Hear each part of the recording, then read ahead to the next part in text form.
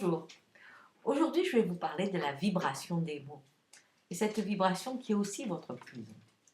Il y a des mots que l'on croit beaux, il y a des mots que l'on croit euh, honorants, il y a des mots que l'on croit justes, respectueux et pourtant ils ont une vibration qui incarne une façon de voir le monde qui n'est ni respectueuse ni généreuse.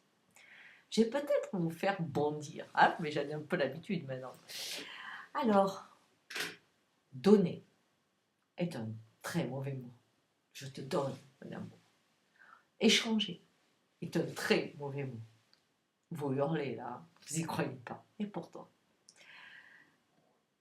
celui qui donne a toujours la main au-dessus de celui qui reçoit.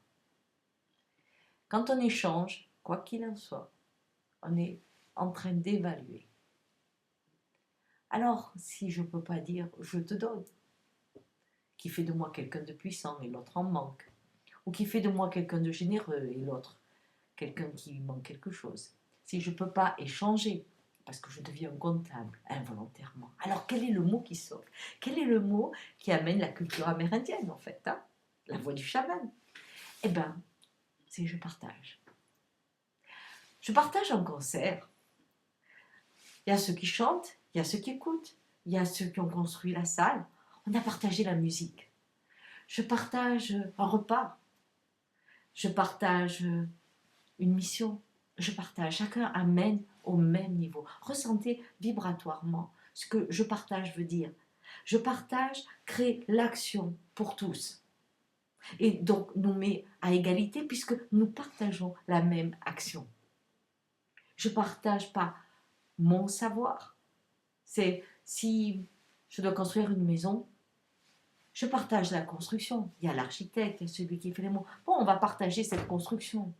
On va partager notre travail. Alors que je te donne de l'amour, je te donne ma connaissance, je te donne mon savoir, je te donne, je te donne, je te donne. Fais de celui qui reçoit un pauvre. Pendant longtemps, ce que j'ai essayé de faire, c'est dire c'est plus difficile de recevoir parce que quand on reçoit, on fait l'autre puissant. Et c'est important des fois de refaire l'autre puissant, bien sûr. Alors, quand je dis à quelqu'un « Waouh, donne-moi » comme faisait sœur Emmanuelle quand elle se mettait au bord d'un trottoir et qu'elle disait à un SDF « Bon alors, tu me donnes une cigarette ?» Elle le mettait puissant pour qu'elle puisse se retrouver avec. Mais ça, c'est un acte volontaire pour amener l'autre à retrouver du pouvoir, et en lui surtout. Mais dans le quotidien, essayez de penser que la vibration des mots est la vibration qui amène un schéma de pensée. Si vous voulez pouvoir ouvrir votre cœur, être dans ce goût, mettez je partage. Cessez d'être un comptable, cessez d'être quelqu'un de supérieurement généreux et restez juste dans la danse de la vie où chacun a sa place, ni plus haut ni plus bas, juste à côté. Voilà, au revoir.